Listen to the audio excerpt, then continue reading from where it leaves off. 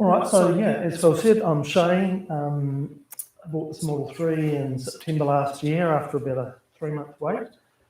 As most Tesla owners will attest to, it's a long wait.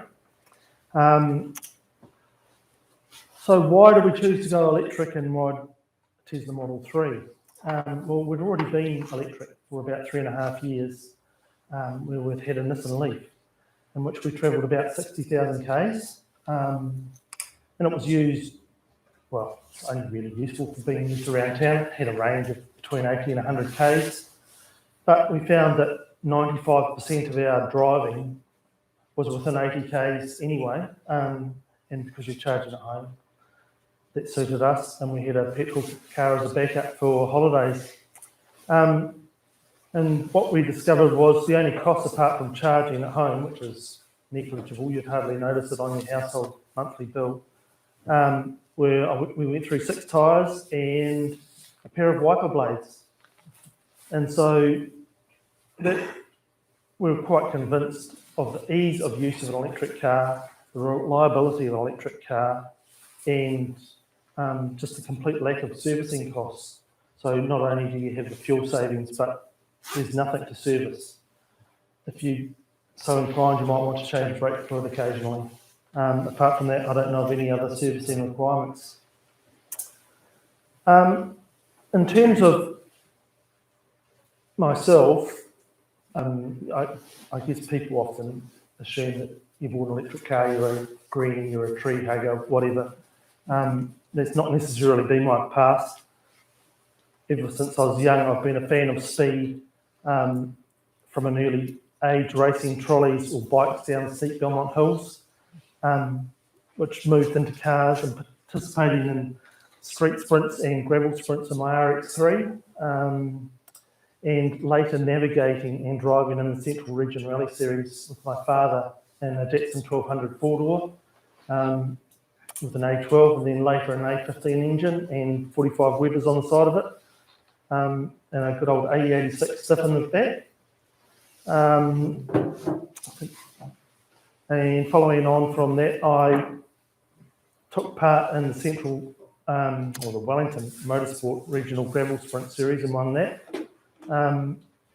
Then family came along and I shelved these expensive hobbies, apart from some circuit days I've been doing with the Toyota 86 Club. I was allowed to participate because I had a New Zealand new Corolla GT, or the AE86R, and as that's the predecessor to the Toyota 86, they felt it was appropriate that I could be part of their club. So perhaps I'll go on from there as to why I bought the Tesla Model 3. And my first reason is performance. So despite the car being the base model, because there's 3 models, there's the SR Plus, or it's now been renamed the rear-wheel drive. There's also the long range, and then finally there's the performance. So despite it being the base car, it's still got a 0 to 100 time of 5.6 seconds, which I think you'll agree is reasonably quick for most cars on New Zealand roads. It's certainly a lot of fun at the lights. I was planning on purchasing the long range, but with the government's introduction of the EV subsidy in June last year of $8,625, the price difference between the 2 variants became too great. So it actually stretched out from 16 to 24,000. Just, although I would have loved it, it didn't make economic sense. I was too pragmatic to stretch to the 84,000 that the long range was. How quick could it go to 100? So it reduced. The long range is also a dual motor, front and rear, and its acceleration is 4.4 seconds to 100. And you can also buy a software acceleration boost on your app. It'll drop another half a second to bring it down to 3.9 seconds to 100.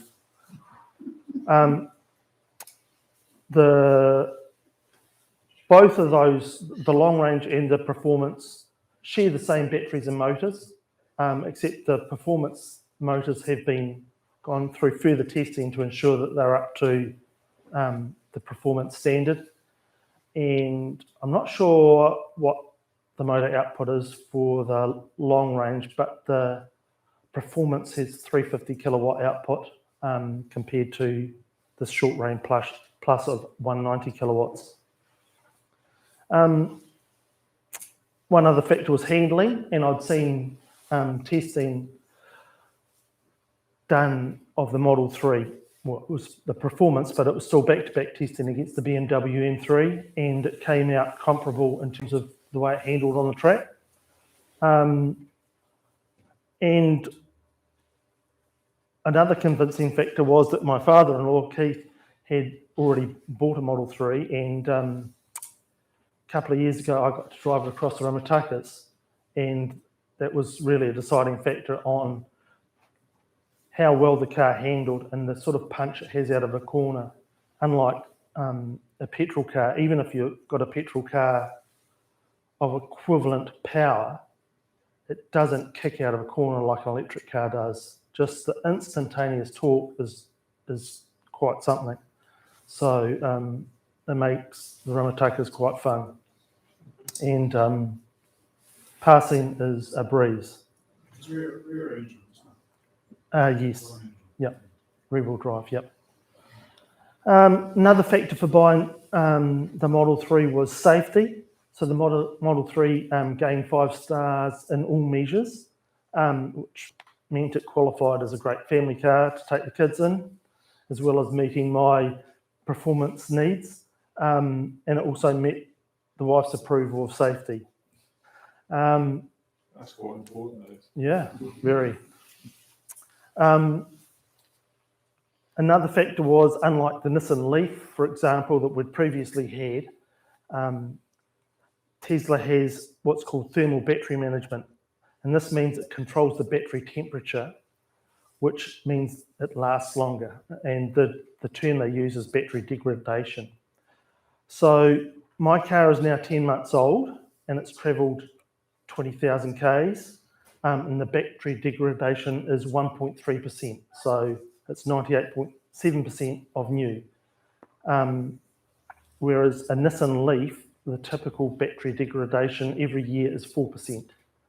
I've also got an app called Tessie, and that's got masses of Tesla owners subscribed, and they've collated all the data, and I've checked out the data, and it's put my car on the curve in terms of battery degradation.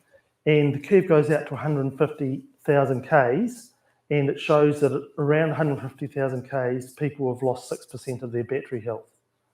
And as a comparison, a broad comparison, when we sold our Leaf, it was about 10 years old, and it had done about 110,000 Ks. It had lost 42% of its battery health. So that thermal battery management that Tesla has gives a significant longevity. I also might add that Elon Musk has said that the motors are good for 1 million Ks and the batteries are good for 500,000 Ks. So that was quite reassuring. He's not a politician, is he? No, not by any means, no. He's a bit dangerous with some of the things he says. And from further research, I learned that Tesla had the edge on electric motors in terms of efficiency. I don't understand the technical terms, but they somehow put some sort of triangular piece on the ends of the motors, and it added another 10% efficiency to an electric motor, which is already, in comparison to an internal combustion engine, extremely efficient.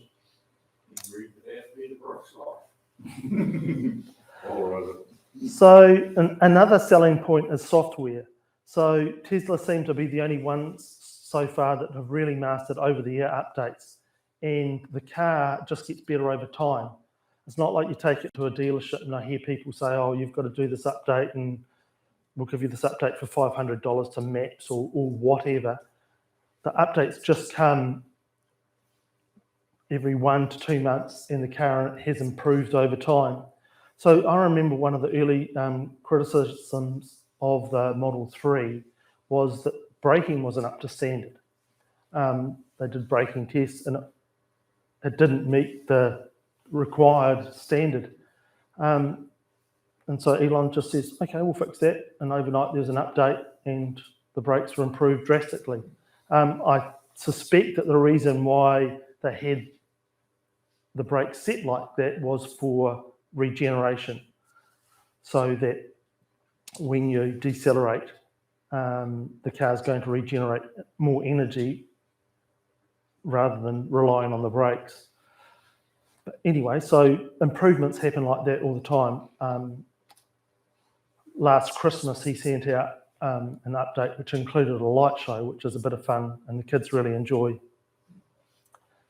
I thought probably one of the things I should talk about is charging, because that seems to be a concern for most people.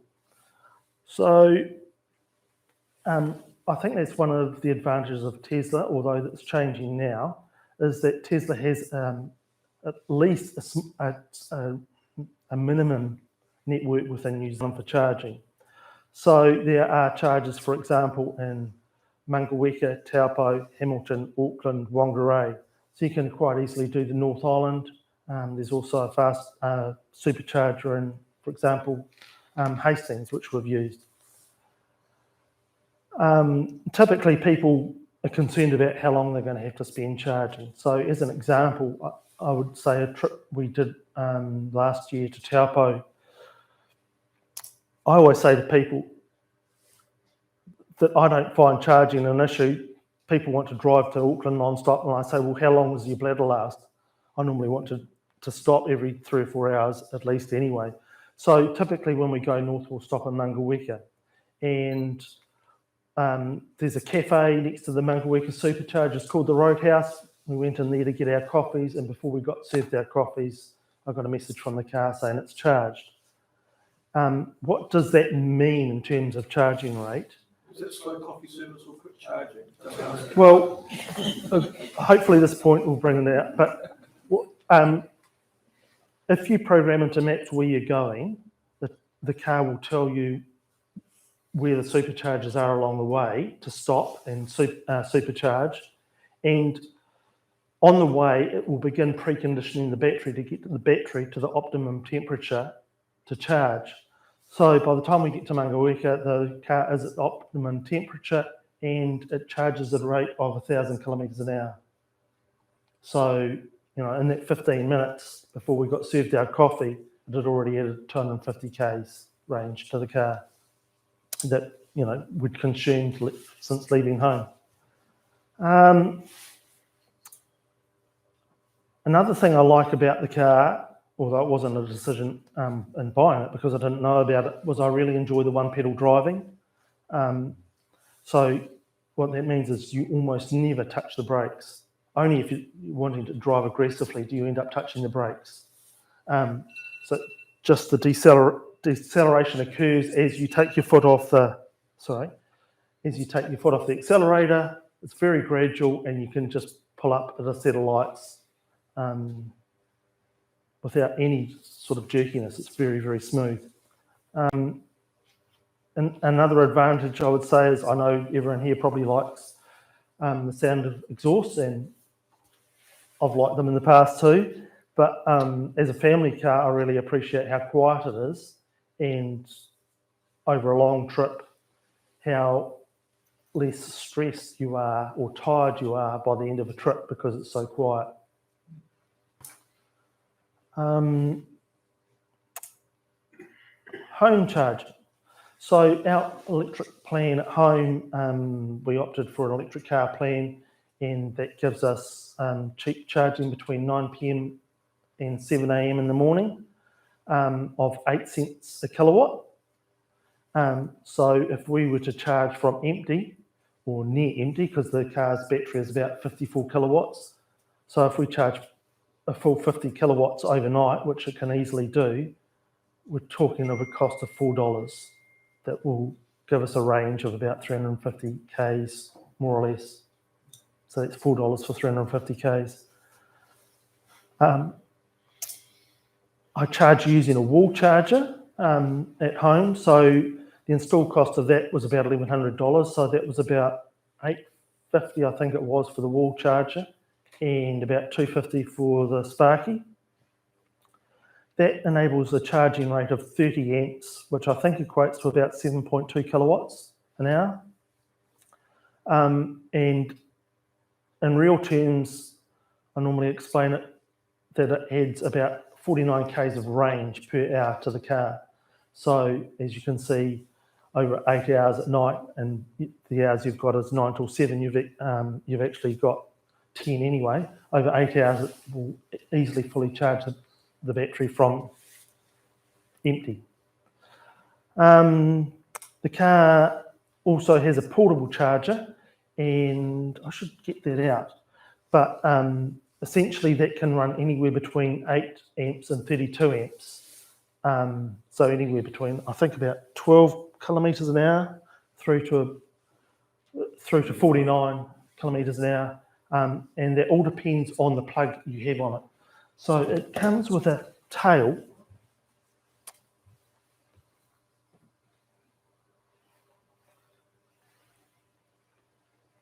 And you just have to change the tail, and it'll give you a different charging rate.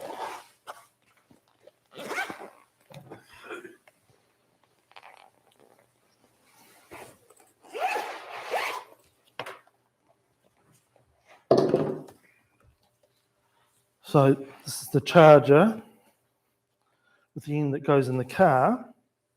And so they typically come with just a plug for a normal home socket, but you can change that out right up to a commercial 32 amp plug. I haven't actually ever used this one. Typically I use a very similar plug, which is a 16 amp, which is the typical caravan type plug. So depending on what plug you've installed affects the charging speed.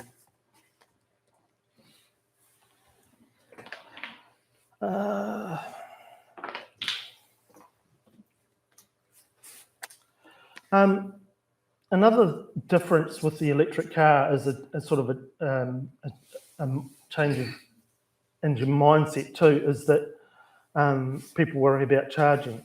But the thing is, with electric car, you tend to always have it charged at home.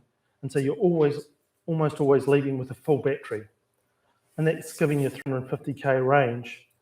And I would say, at least for our use, that covers at least 95% of your driving. So there's never really concern of running out of battery, so to speak. And if you are on a longer trip, we're either going to a Tesla supercharger, ideally, because of the speed. And alternatively, if you're in more remote places, there's always ChargeNet chargers around the country, which charge at 50 kilowatts an hour, which I think equates to about 250 to 300 k's range per hour. So it's certainly a lot slower than a supercharger, but it's still doable in terms of stopping somewhere for a coffee or a bite to eat and getting the top up in your car while you do that.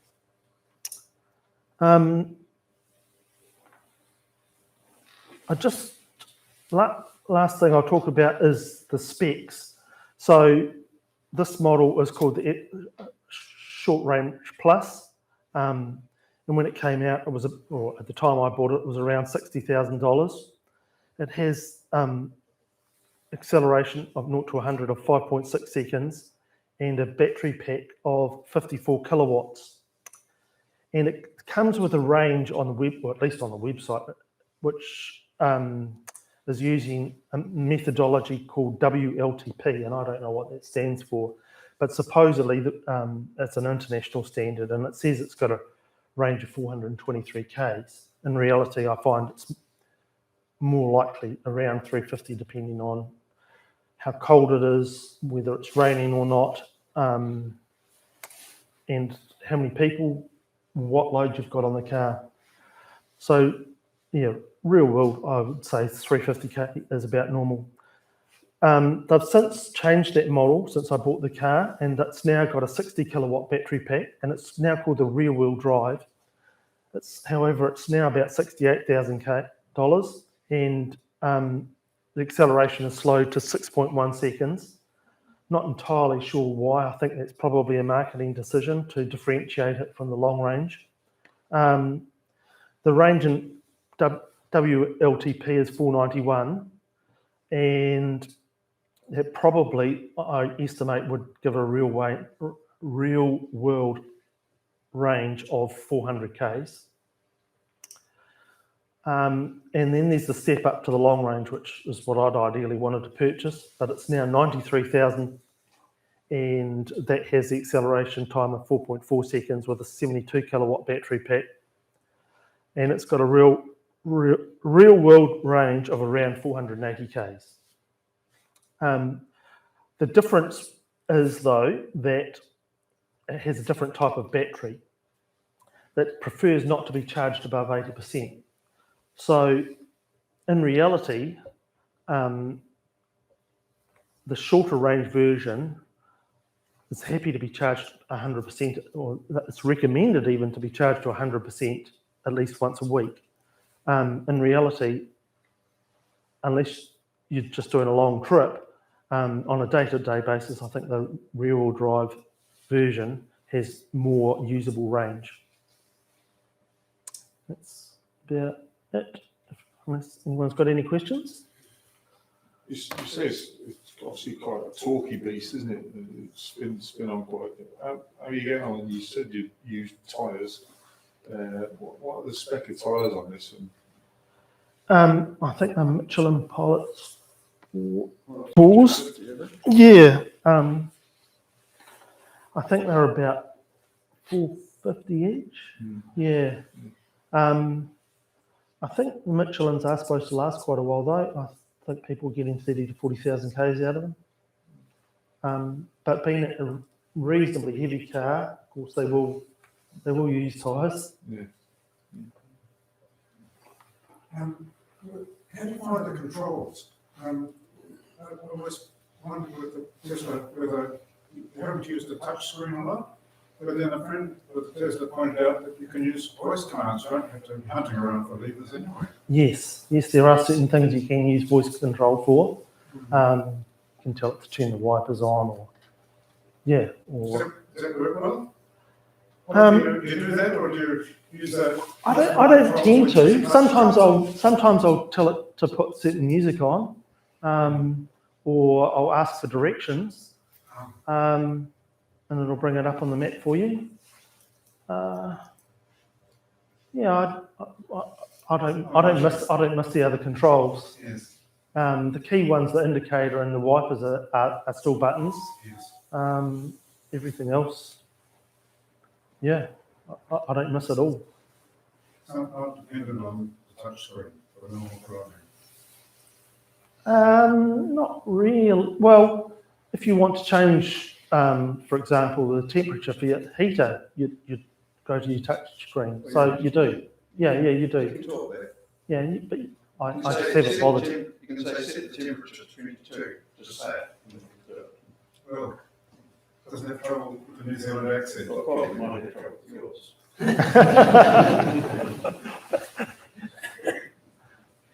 don't know.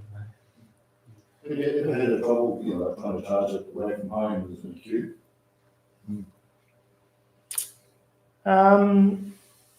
I did have an instance in Queenstown where I went to charge it, and there were 2 chargers and 4 car parks, and the other 3 car parks were taken up with petrol vehicles. I waited a while, gave up on that and went to another charger, but I haven't been held up really. Yeah, not a saturation point yet. No, but it's close. It's close because I don't know whether you know, but the Model Y has been released, which is quite similar to the Model 3, except it's a hatchback, and it's slightly wider and I believe slightly longer as well. There were 1,000 of those ordered on the day it was released. So we're probably going to see another 3,000 or 4,000 of those on the road before Christmas, and I don't think the charging network's up to it. So, during peak Christmas holidays, there could be congestion. Do you pay for charging or is it? Most of the time you have to, yes. I think there's a free charger, for example, in Days Bay, but most charges you have to pay for. I believe, I don't know whether there still is, but I believe there was a lot of free charging in the Auckland, Hamilton area, but not down here. So what does the supercharger cost you? I think it was about $25 a charge. Okay. Yeah, so it's a lot more expensive than at home. But it's still half the price of fuel to run the car. Yeah. So I think we recently, a couple of weeks ago, we did a trip to Invercargill, and I think we spent $300, and we worked out it would have been about $650 plus in petrol. Yeah. Where do they built? My one was built in Shanghai. Keith's one was built in San Francisco. Yes.